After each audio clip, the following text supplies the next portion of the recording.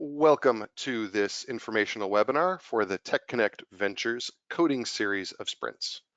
My name is Jonathan Yakasha, Senior Program Manager for Challenges in Crowdsourcing with TechConnect Ventures. I'll be your speaker today, sharing the important details of these projects. For those of you that may be unfamiliar with TechConnect Ventures, we've been connecting our clients with innovative new technologies for more than 20 years, and in doing so, have helped secure more than $25 billion in funding. Our clients include public sector notables such as NASA, the Transportation Security Administration, and the National Science Foundation. And in the private sector, we've worked with the likes of Boeing, Merck, Panasonic, and Toyota. Our solver community spans more than 80 countries, more than 400 technical domains, and encompasses more than 400,000 technical experts. And right now, we're looking forward to you joining that ever-expanding network of highly qualified solvers. With that in mind, let's get started talking about the coding series of sprints. Our client is a leader in the global codings market with billions in annual revenue. They've partnered with TechConnect Ventures to assist their efforts to locate new partners with cutting-edge ideas or technologies that could be incorporated into coatings, paints, or other related technologies. Our client is using these fast-track projects to identify experts and technologies and to advance technology development commercialization around areas such as innovation, performance, sustainability, new materials, novel end uses, products, and applications. For this first round of projects in this series, there are 4 sprints, the titles of which are on your screen right now. I'll share a little greater detail about each of the sprints individually in just a moment. Also on your screen is the URL for the sprint series itself. As I go through the details for these sprints, please feel free to put any questions you might have into the Q&A chat box. We'll take a portion of today's webinar to go through your questions. And if we don't have enough time to get through all the questions, don't worry, we're going to post a link to the Q&A on the coding series page. First up, we have multifunctional compounds for coatings. For this sprint, the client is interested in those compounds that have a dual role in a formulation. In particular, compounds that have a primary function, such as providing hardness or chemical resistance, but also have a secondary function by boosting the antimicrobial or biocidal properties of that particular paint. The proposed compound should support or enhance the prevention of bacterial growth while the paint is wet and the formation of mold or mildew when the paint is dry. Compounds that are known to have or suspected to have regulatory or safety concerns are not of interest to the client. Also on your screen, you can see the submission deadline, Monday, March 15th, 2021. This sprint, as well as the rest of the sprints in this particular round, will close on that date, so please be sure to complete your submissions ahead of that time. Next up, we have Cure on Demand for coatings. The client wants to learn about innovations that impact pot life and cure times for 2-component coatings, specifically increasing the workable pot life of the wet paint and decreasing the time to cure the paint film. As part of this particular sprint, the client is also interested in approaches that can reduce the curing temperatures of films. In particular, the client would like to reduce curing temperatures below 140 degrees Fahrenheit, and ideally would like to have curing occur at ambient temperatures. Excuse me there. The client is open to new chemistries from non-coatings industries, as well as novel resins, crosslinkers, catalysts, and additives. The third sprint is enhanced surface durability for coatings. Here, the client is interested in additives or coatings themselves with superior physical durability in terms of mar, burnish, or abrasion resistance. These additives or coatings could be water-based or in a non-water-based coating. It doesn't matter. Either way, the client is interested. 2 important notes to keep in mind here. The proposed solution can't have negative impacts for the coding surface, and the technologies that would happen to use microplastics are not of interest. Our final sprint in this series is corrosion inhibition innovations, wherein the client is interested in new methods or materials that have superior corrosion inhibition without the usage of chromate inhibitors. The proposed solution should be compatible with common binder systems, while the resulting coating should be applicable to a variety of metallic substrates, including aluminum and aluminum alloys, as well as steel and galvanized steel variants. The client is not interested in those technologies that incorporate chromium 3, chromium 6, zinc phosphate, or sacrificial metals such as zinc or magnesium. And lastly, it should also be noted that pretreatments or conversion layer technologies are of less interest to the client team. So now that you know a bit more about the sprints themselves, a good question to ask is, what's in it for you? And that's what I'm going to talk about here. For the solver community, there's a variety of different potential outcomes, including but not limited to demonstrations for the client team, consulting opportunities, and possibly even technology licensing. Exactly what form of collaboration you would have with the client team is really up to you. In the online response form, you'll have the opportunity to indicate what sort of collaboration opportunities you would be interested in. Separate from any potential direct engagement with the client team, there's also the possibility for you to register for or participate in a TechConnect Ventures pitch program, which is another opportunity for you to promote your technology. Let's say that you've decided to respond to one of these sprints. Great. How are you going to go about doing that? Well, on your screen right now is some very high-level details about how you would do that. First and foremost, from the coding series homepage, as well as the individual sprints themselves, just click on the Submit Now button. There you'll find the online response form itself, as well as a pair of resources to help you build your response. There's a Word document that contains all of the questions in the online form. You can use this particular template to create your response offline. Now, I should note that if you're going to use this resource, and you're welcome to, you would need to copy and paste information from that particular template into the online form when you're ready to submit. Second, there is a PowerPoint, the sprint pitch document. And that is another great resource for you to include some additional information for the client's review. Bear in mind, there are some particular constraints on how you use that particular sprint pitch document. So please be sure to review the instructions for it. As I said with the Word document, you're not required to use it, the sprint pitch document. I will note, however, that TechConnect Ventures has noted that our clients do tend to engage more frequently with respondents who use that sprint pitch document, so it might be in your best interest to consider using it. One final note that you'll see up on the screen there about your response, and it is an important one. All of the information that you provide, whether it's in the online form or in the sprint pitch document, must be non-confidential and non-proprietary in nature. Any response that contains confidential information or proprietary information won't be shared with the client team.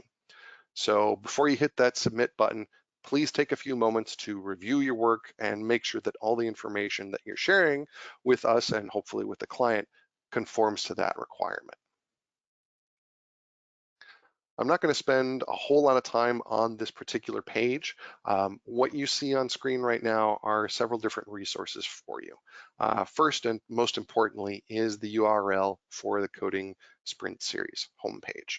That's where you're going to find the individual sprints. Additionally, you've got two resource documents, the guidelines and rules for sprints. These two documents provide further detail on how sprints work. The links for the guides and the rules can be found on the individual sprint pages, so don't worry about trying to scramble and jot down these URLs. And lastly, on the right-hand side of your screen, if you have a question outside of today's webinar, you can drop us an email and we'll get back to you with the information that you're after. As with the guidelines and rules document, that contact email is listed on the Sprint pages as well.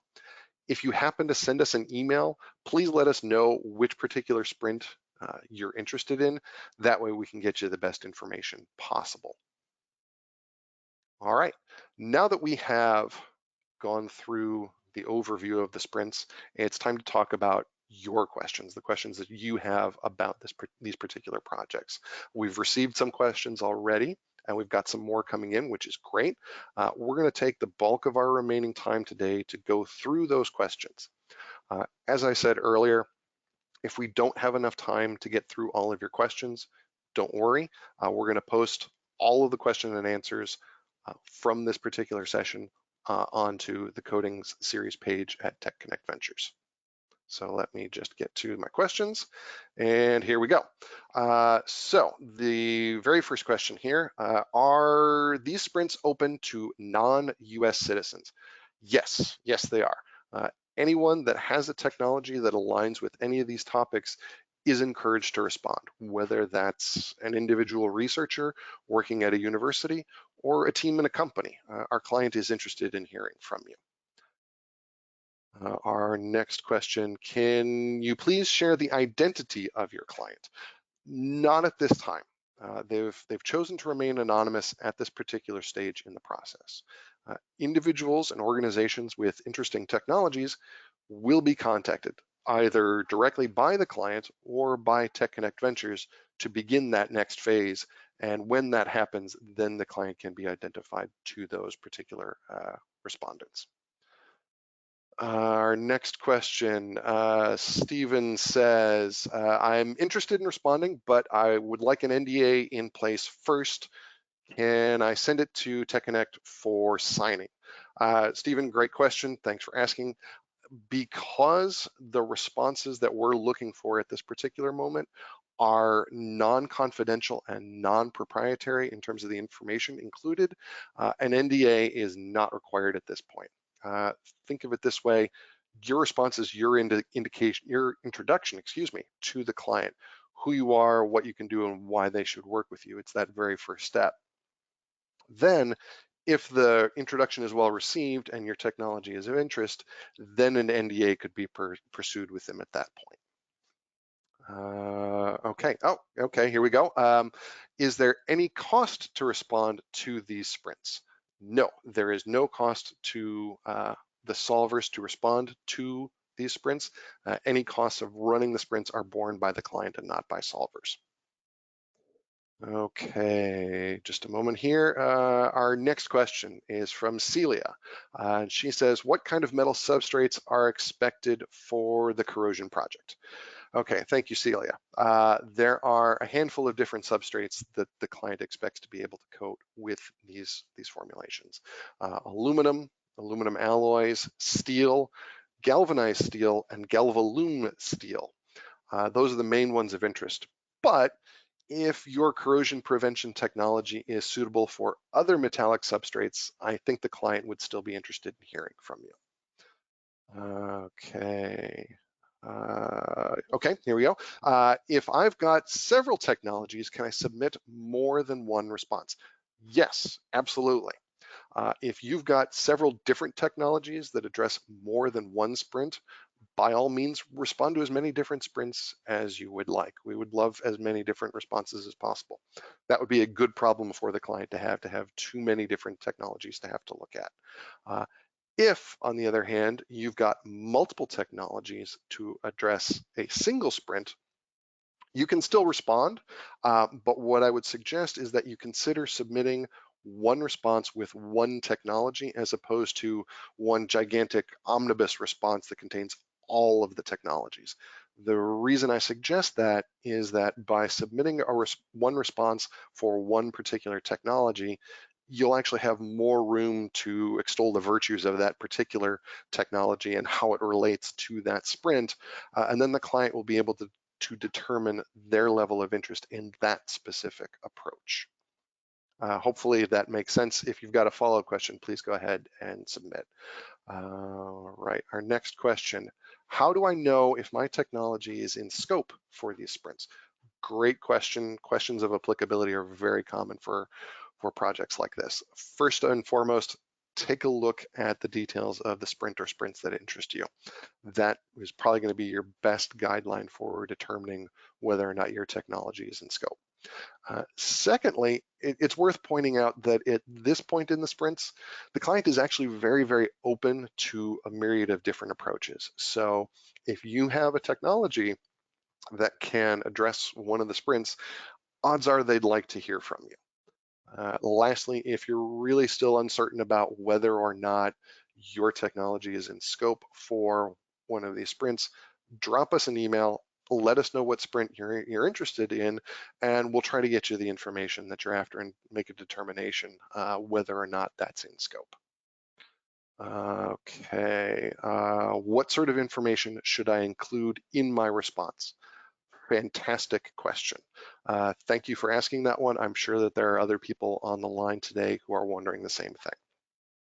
To begin with, I guess I'll kind of break my answer up into two categories. One, how to go about building your response, and two, what to include in your response. How to go about building it. I referenced earlier the Word document and the PowerPoint document that you can use. Those are both great ways to help you build your response. Again, not required to use them, but as far as the pitch document goes, it is probably in your best interest to consider using that. It does tend to get solvers noticed. Like I said, it's a great way for you to get some additional good information for the client team to review.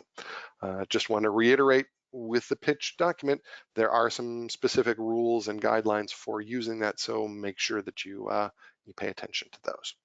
As far as the content of your response, some good tips to keep in mind. Keep your response on point. Be sure to only include information that really has a direct bearing on the topic at hand. If your technology is suitable for other applications, that's fantastic, but not necessarily of interest to this particular client. So when you're building your response, tailor the information that you're including so that it makes sense for this particular project and this particular client. Second, it's a cliche, but a picture is worth 1,000 words. So if you've got charts or graphs or images showing the impact of your technology, you may want to consider including them. It's a great way for you to demonstrate your technology. Number three, be as persuasive as possible. You need to present compelling, detailed information that demonstrates to the client team the value and the impact of your technology. And I guess the last content tip that I'll say is tell the client what your technology can do, not how it does it. As I mentioned before, you need to keep the information in your response non-confidential and non-proprietary. So this is really for the protection of everybody involved in the process. Nobody can be accused of misappropriating your intellectual property, your IP, if none gets shared. So those are kind of the four content tips, if you will. Overall, I think the goal in crafting your response, whether you use those side document resources or not, the goal in your response is to share really good, interesting, compelling information that when they're done reading it, the client is going to want to learn more about you and your technology. If you build your response with that goal in mind, I think you'll create a pretty effective response. Okay. Andrew says, will there be different projects within the coding series? Yes. As a matter of fact, there will be. After this initial round of sprints, we have more topics that will come online, about 10 in total. I actually have a slide coming up in just a little bit here that'll introduce them. So Andrew, please stay tuned. Not all of the sprints will be launching all at once. We'll actually be launching them in a couple of different groups. Our next question, what do I do if I'm working in a university research team, excuse me? Can I list more than one person on the response? Yes, teams are definitely welcome to respond, whether that's a completely academic team, a team from a private organization or corporation, or some combination thereof.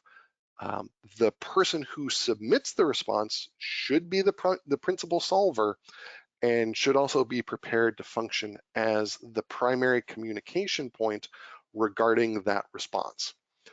As far as other members of your team, you can list the other members of your team on the response form. There actually is a question set aside for telling the client about the people on your team. Okay, following up on something I mentioned earlier, this next question says, you mentioned a pitch event, what is that? Okay, fantastic. A pitch event is an invitation-only engagement that's conducted by TechConnect Ventures.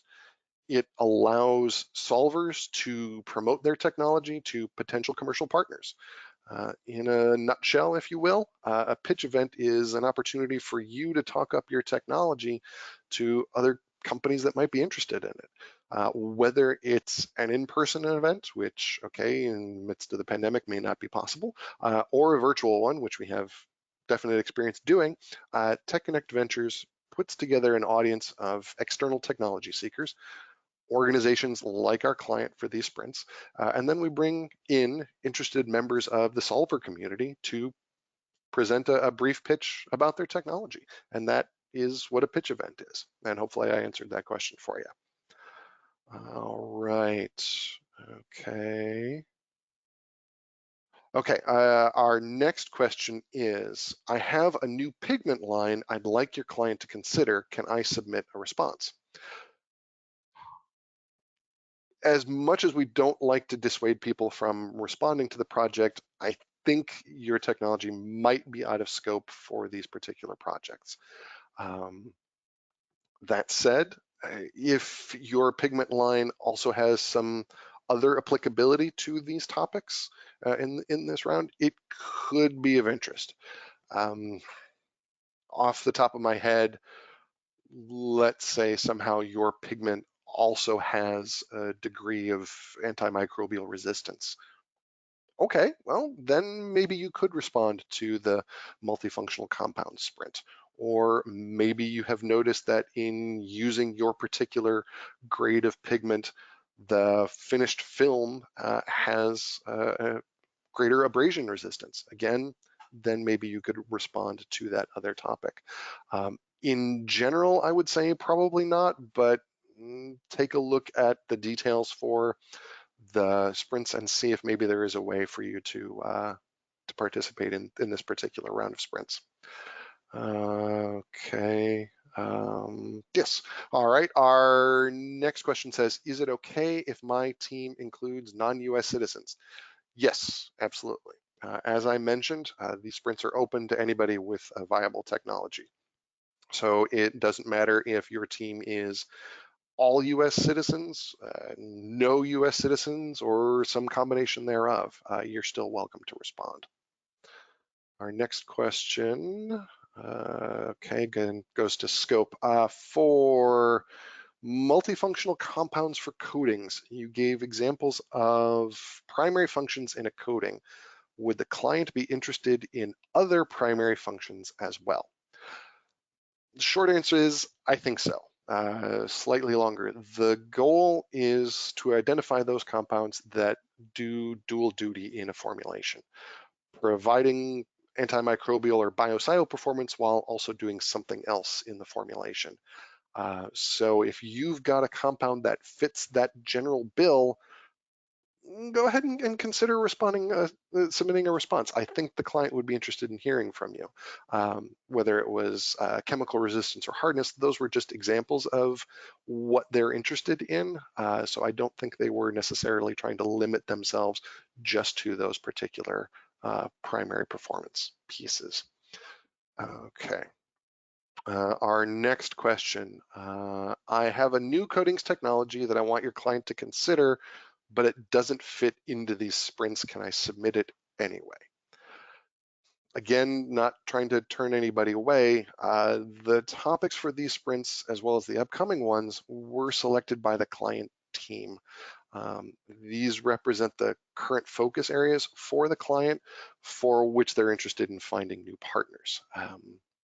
As a result, I think a completely new technology that doesn't address the topic is probably not in scope and maybe not the best idea.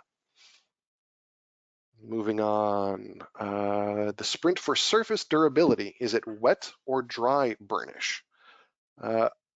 Ideally, the client would like both wet and dry burnish, but if you've got an approach that can make an improvement just to wet or just to dry, I would imagine that they would still like to hear from you. An improvement is still an improvement, whether it's the full deal improvement that they're looking for or an incremental advancement to one particular component. I think they'd still like to make that improvement.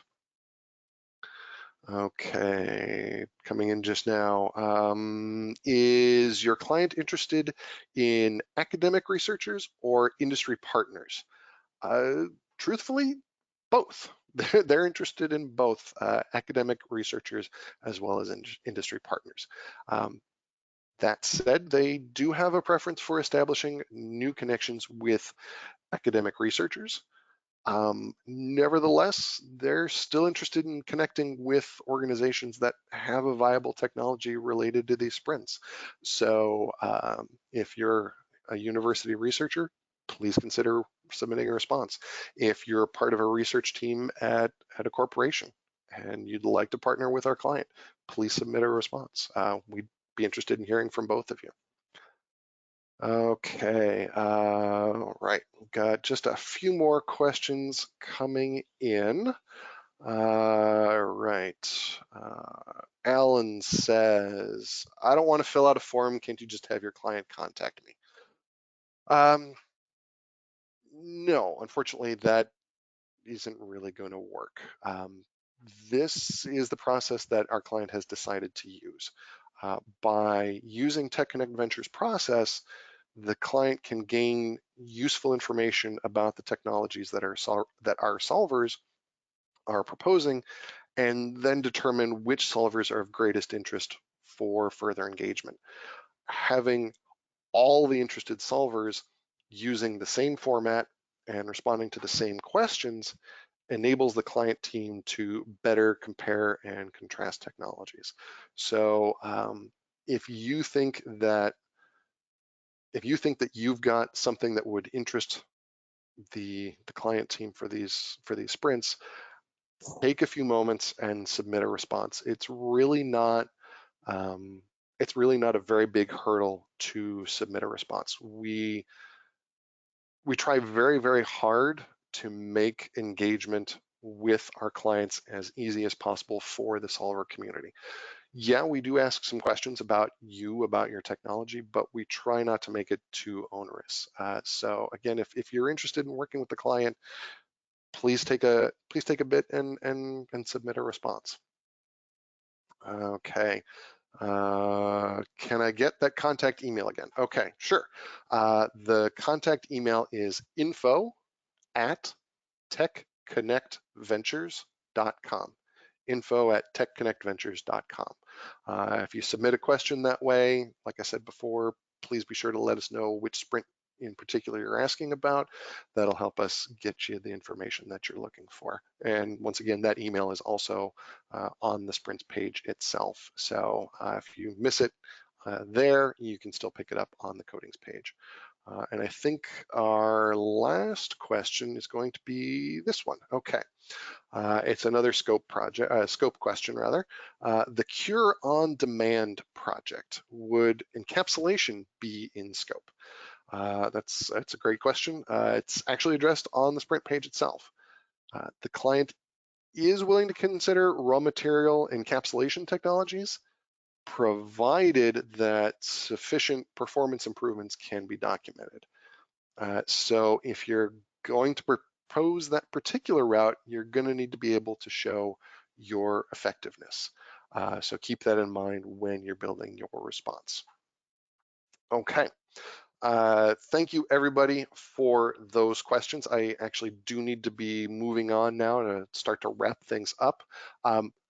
That said, even though we're not going to be addressing any more questions during today's webinar, the Q&A box will remain open for the duration of the webinar. So go ahead and submit your questions. Keep submitting the questions right up until the time we close out the webinar. We'll collect all of those questions and we will address them as part of the Q&A that gets posted to the coding series page at techconnectventures.com. So with that in mind, I'd like to give you all a sneak peek at the upcoming sprints in this series.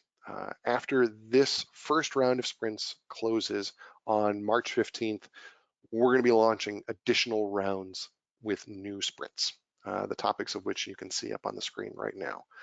If you're interested in responding to any of those upcoming sprints, please feel free to revisit the page after March 15th when we've got the new ones up.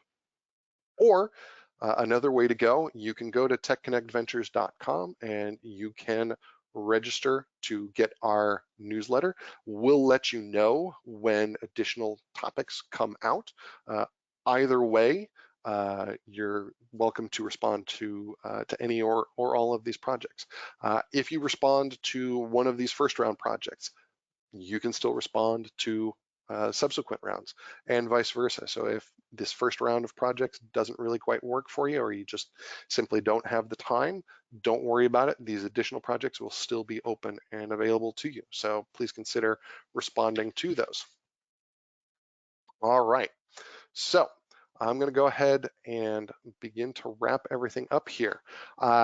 Thank you all for joining us today. I hope this was informative for you. I enjoyed presenting these topics to you. So last items of business, first and foremost, if you run into any kind of questions that you have in terms of building your response or what would be in scope, please feel free to reach out to us via email. That email address, once again, is info@techconnectventures.com. Let us know what sprint you're interested in and we'll get you the information that you're looking for. Lastly, the thing that I will say is that the submission deadline for this particular first round of sprints is Monday, March 15th, 2021. So please be sure to get your responses in ahead of time. Thank you very much. Have a great rest of your day, and we look forward to hearing from you. Thanks, everybody. Bye.